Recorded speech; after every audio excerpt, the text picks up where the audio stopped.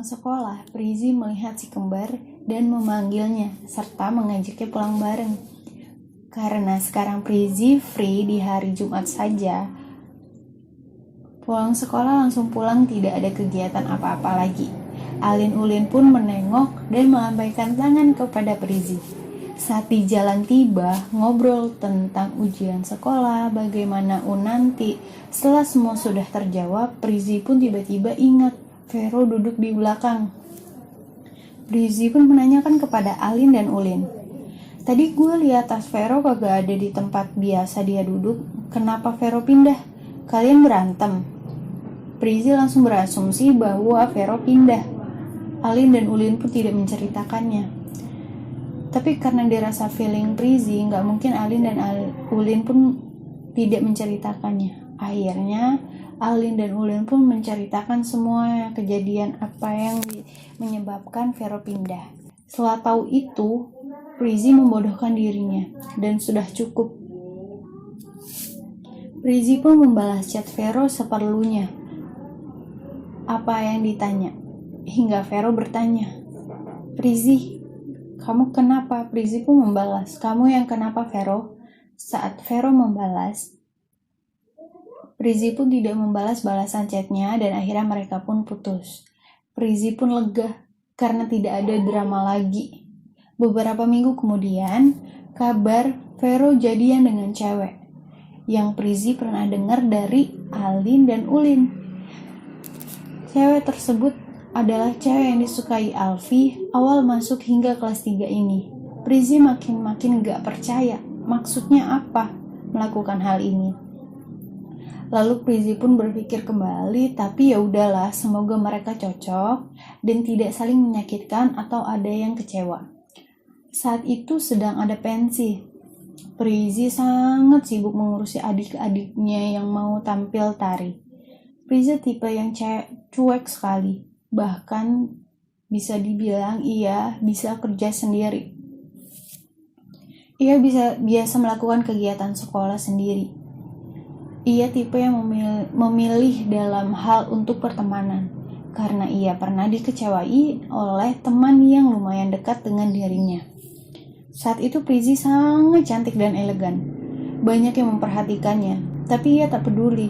Ia fokus dengan tugasnya sampai akhirnya adik-adiknya selesai tampil dan mendapatkan juara. Alin Ulin pun berpikir, apakah dengan tahu ini Alfi akan mendekati Prizi? Ulin pun bertanya kepada Alfi yang sedang ada di lapangan yang sempat curi-curi pandang memperhatikan Prizi dari jauh. Ulin pun bertanya, Alfi belum menyaut, mungkin tidak kedengaran karena suara yang terlalu keras di lapangan. Ulin pun memanggil kembali, Alfi! Lebih sedikit keras.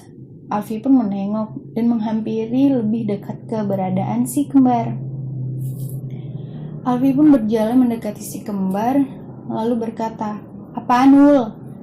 Ulin langsung to the point kepada Alfi dan berkata, Fi, lu udah tahu?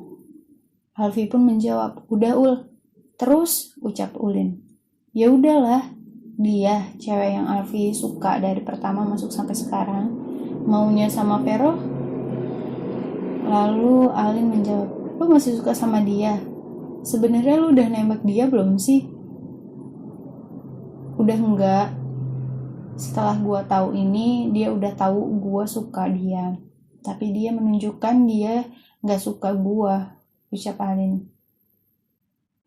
Gue tadi lihat lo ke arah Prizi mulu, ketawa lu sama gua, ucap Alin. Mungkin bukan gue aja yang lihat Prizi, banyak gue merhatiin cowok-cowok lihat ke arah Prizi, bahkan sampai bilang fallback, ucap Alfi. Iyalah, temen gue mah emang cakep, baik, gila, sampai mudah banget maafin orang. Gue yakin dia akan nutup hati untuk saat ini, karena waktu dia dikecewain sama temennya aja, temen Prizi bisa dihitung, yang lainnya hanya say hello dengannya. Kalau ada yang tanya, dia jawab apa yang diperlukan, apa yang ditanyakan saja, ucap Alin. Oh ya, cakep ya, semoga dia baik-baik aja, ucap Alin.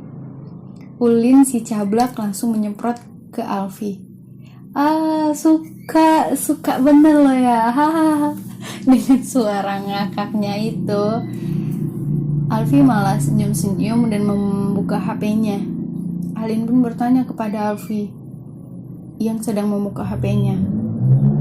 Vi, kalau pembicaraan Alin pun berhenti karena ternyata tak ada yang sadar kalau Prizi berjalan menuju Alin dan Ulin dan sudah di samping Ulin saja.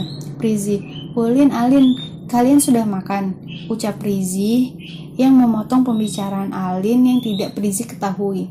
Alin Ulin pun menjawab, belum Zi, nantilah paling. Alin pun bertanya, emang lu udah Zi? Prizi pun menjawab, belum sih, nih gue bawa snack buat kalian. Prizi membawa 3 kotak snack untuk Alin, Ulin, dan dirinya. Bahkan Prizi tidak peduli dengan orang yang di sebelah Alin, yaitu Alfi. Ulin pun berkata, ya udah nanti kita makan bareng aja. Oh iya Zi, kenalin, ini Alfi. Ulin menunjuk ke arah Alfi dan Alfi pun senyum kepada Prizi. Dan Prizi pun masih berdiri dan menaruh snack yang ia bawa, yang ia pegang diletakkan di kursi. Prizi merapatkan tangannya dan sedikit menunduk kepalanya dan membalas senyuman Alfi. Alin pun ketawa-ketawa melihat wajah Alfi. Ucap Alin, uhui. Prizi belum sadar kali ya, karena saat itu ia bersikap biasa saja, belum mengetahui Alfi yang pernah diceritakan Alin dan Ulin.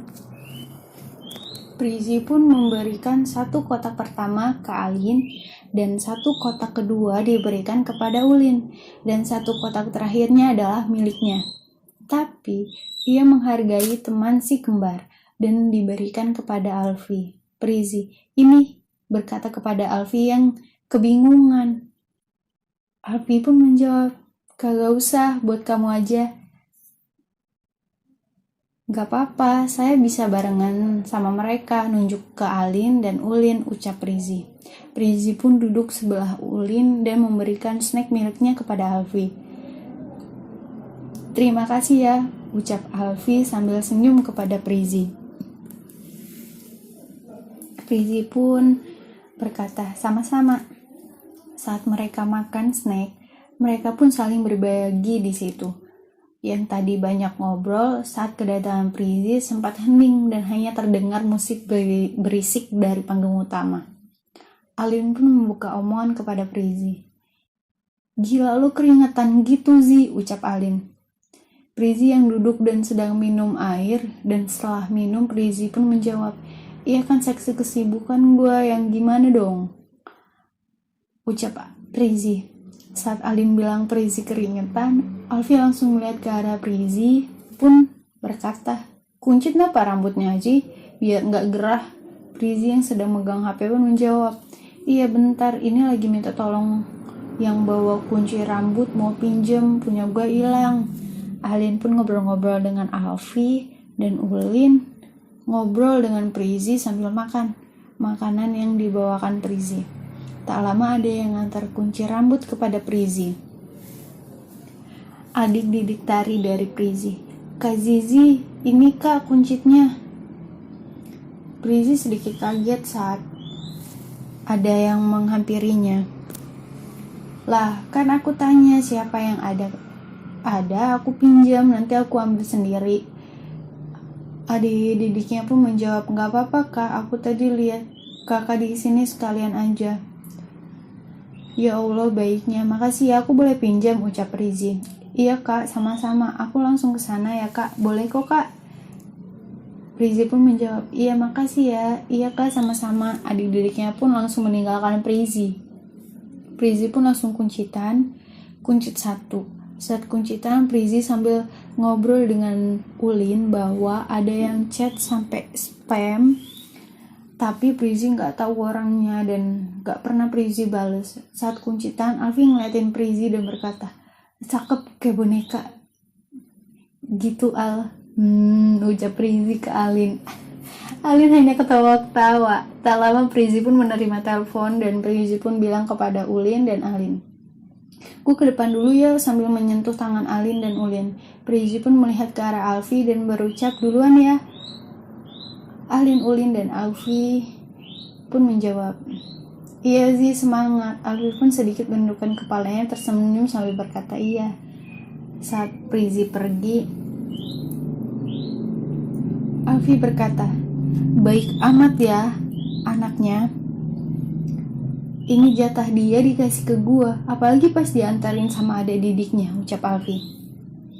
Dia orangnya sangat respect sama orang, gak enakan, gak mau nyusahin orang lain, sampai kadang-kadang dia yang kesusahan sendiri demi orang lain, gak kerepotan. Dan gue yakin dia belum sadar lu Alfi yang pernah kita omongin ya Al, ucap Ulin kepada Alin. Iya bener, dia kan gak pekaan kalau masalah kayak gini. Harus dikasih tahu dulu, atau dia nggak dengar pas Alfi nyebut namanya karena berisik. Kita kan jerit-jerit nih ngobrolnya, ucap Alin. Alfi pun menjawab dan berkata, gue suka banget sama dia, tapi gue cukup sayang dan suka dari kejauhan aja. Kalau dia ada apa-apa, tolong kasih tahu gue ya. Jangan kasih tahu Prizi gue ngomong begini. Kalian boleh kasih tahu begini, bagian gue menyukainya aja. Alin pun menjawab, oke, tembaklah sebelum diambil orang. Gue setuju kamu orang itu sama-sama baik, seru. Gila sih kalau jadian, kita pasti berempat mulu cabut. Ulin, nah iya, cabut. Alfi hanya tersenyum dan berkata, udah jangan ngayal. Saat acara selesai, Prizi dan kembar mereka pulang bareng. Dan Alin menceritakan bahwa cowok yang tadi adalah Alfi dan tidak memberitahu kalau ada apa-apa pada diri Prizi. Alfi siap bantu tanpa diketahui Prizi. Prizi pun baru sadar dan dugaan si kembar pun benar. Pasti Prizi agak peka nih. Dah tuh. Kalau kagak dikasih tahu dulu, pasti nggak tahu nih. Prizi pun berpikir. Ada dua hal dalam pikirannya. Yang pertama, apakah teman Vero, si Alfi akan melanjutkan untuk mendekati Prizi atau dua, menjauhiku, ucap Prizi dalam hati. Ternyata tidak. Alfi tidak mendekati Prizi dan saat mengetahui cewek yang ia sukai dari pertama masuk sampai kelas 3 pun ia bilang kepada si kembar, ya udahlah dia maunya sama Vero. Dan Alfi pun akhirnya pacaran dengan anak G, tidak membalas perbuatan Vero, digarisbawahi. Dan bahkan Alfi tidak pernah chat Prizi semenjak kejadian di kelas Vero menyodorkan nomor HP Prizi. Dan Alfi ngobrol hanya beberapa kalimat dengan Prizi saat bertemu di pensi saja. Alfi hanya menanyakan keadaan Prizi kepada si kembar. Karena ia tidak mau melukai Prizi, bahkan Prizi tidak mengetahui kalau dirinya disukai Alfi. Alfi melakukan ini demi menjaga perasaan temannya Vero. Beberapa minggu, Vero pacaran dengan cewek yang disukai Alfi, dari kelas 1 pun berakhir. Mereka pun putus Vero dengan cewek tersebut. Nah teman-teman, jadi pesan yang bisa diambil dari cerita ini adalah yang pertama, sebagai manusia kita pasti pernah berbuat salah, maafkanlah. Yang kedua, ketika diberikan kesempatan kedua, ada baiknya kita memperbaiki diri dan evaluasi diri. Ingat ya, memperbaiki diri dan evaluasi diri.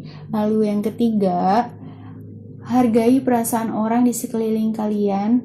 Jangan sampai ego menguasai diri kalian dan membuat orang lain seperti mainan. Selesai. Nantikan ya cerita selanjutnya. Bye. Assalamualaikum.